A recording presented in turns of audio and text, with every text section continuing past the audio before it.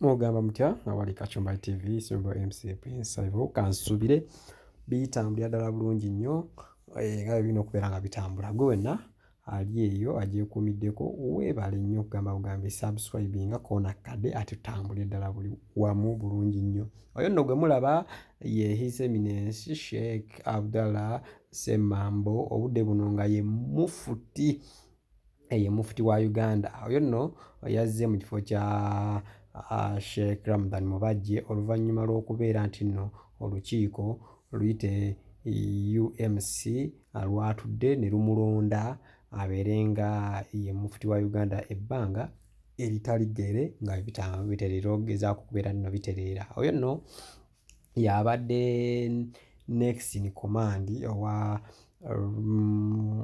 Sheikh Abdallah naye oluvannyuma lwa buzibu obadde bugenda mu maaso buli muntu yenna bw'amanyi obwagala okutwaliramu emaali y'Obusiraamu n'omuzikiti Gold Kampala ne bagamba katumuzze ebbali ate akakiiko akakola ku nsonga ezo okulaba nga Obusiraamu buddiziba ebintu byabyo oba nga ebintu byabyo tebitwalibwa kamale okubeera kugenda mu maaso n'okukola ogwako okulonda omwami ono His Eminence Sheikh Abdallah Ssemabo amubeere ng'amuddira mu bigere ng'ate bitambula. Ono nno mu kwogerako ne bannamawulire olunaku olwaleero atutegeezezza nti nno bingi nnyo bagenda obeera nga atuusaako engalo naddala okwanaganya Abasiraamu oba okubazza obuggya abo bonna abalina emitima egitali gya buntu ku bannaabwe oba n'abo abakyawagana ne bannaabwe ageze kubbalaba nti nno abasika ate babeera wamu. Mu bigambo bye agambye nti nno agenda fuba okulaba nti nno artist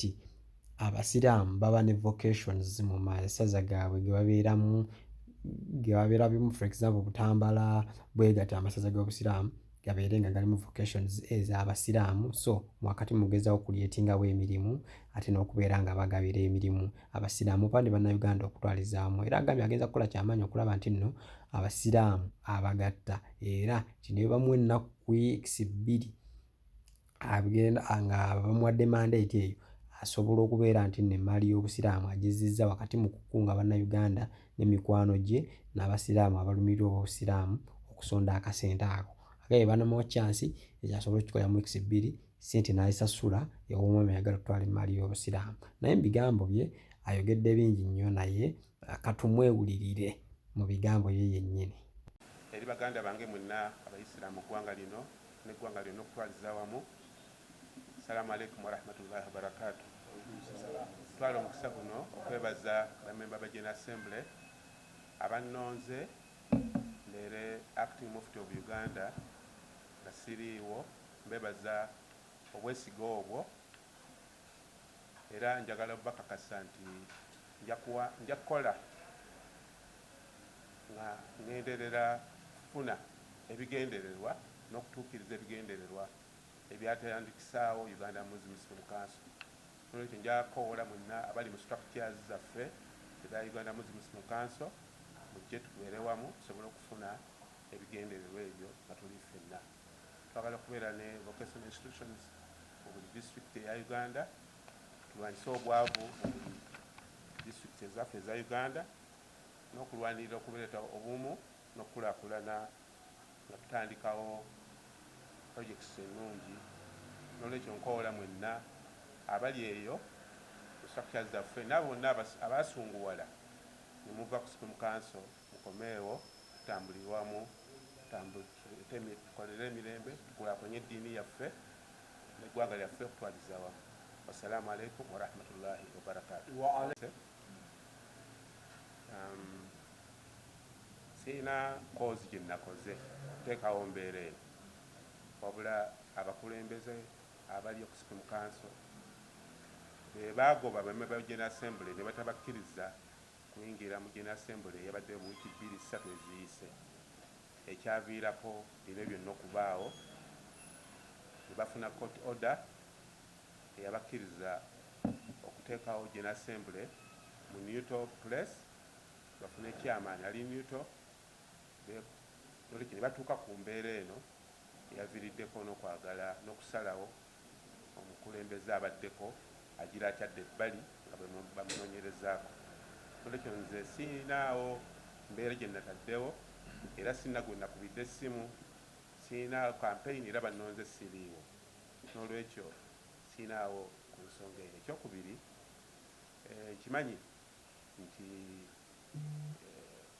wetwogerera tusobola kugamba nti tuliwo bamufuti basatu because oli bamugjeeko abalina obuvunaanyizibwa bakama baffe member General Assembly yamugjeemu obwesige endowooza process nga bwetambula era nga bwe yatambula okutuuka kuteekawo olukuŋŋaana luno olwanonze ejja kutambula etutuuse mu nkomerero y'ebigendererwa ebyokubeera mu ofiisi zaffe ku kitebe kikulu e Kampala mu Kampala.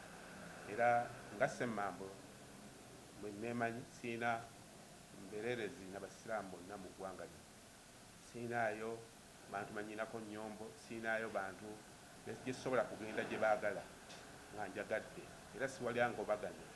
Olwekyo byonna bijja kugenda kuggwaawo, tugenda kubeera ne unity etannabeerawo mu byafaayo bya Uganda wakati w'Abayisiraamu emyaka 10 egiyise. Eno etuuse okunnonda nga siriiwo era abakola ku nsenga eyo bakiteekateeka era kitambula. Essaawa yonna tujja kufuna amawulire amalungi ag'essanyu inshallah taala.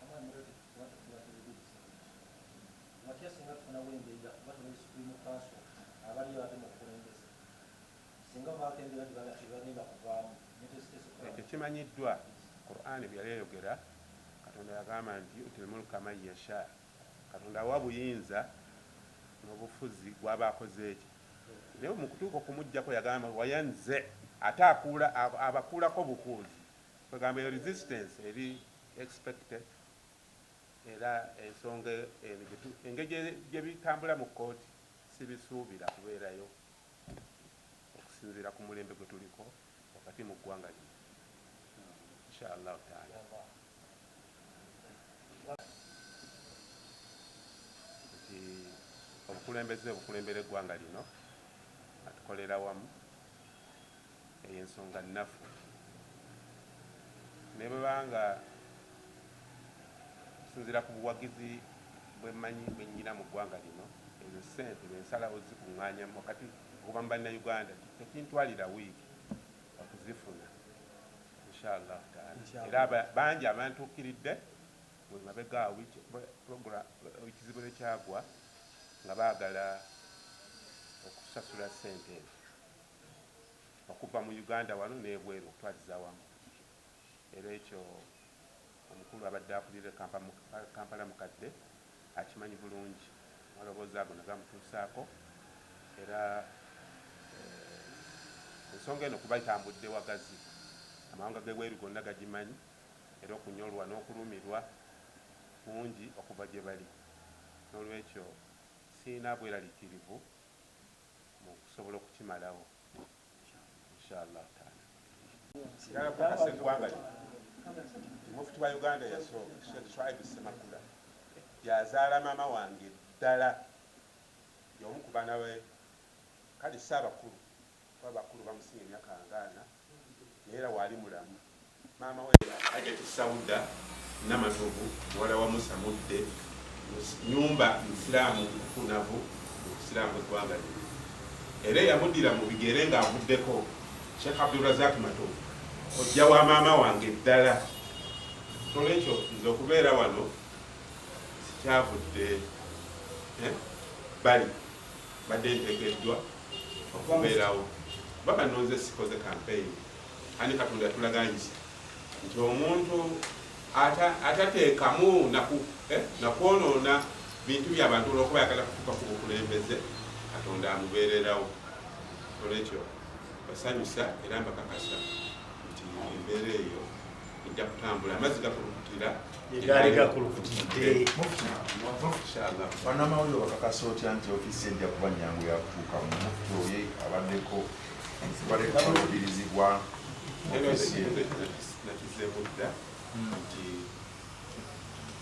amateeka agatuusizza okuyita okukuŋŋaana luno era ge gateekateeka tusobozesa ngenda mu ofiisi ezo peacefully nga tewali kunywa omusaayi, tewali kusikaŋŋana inshallah.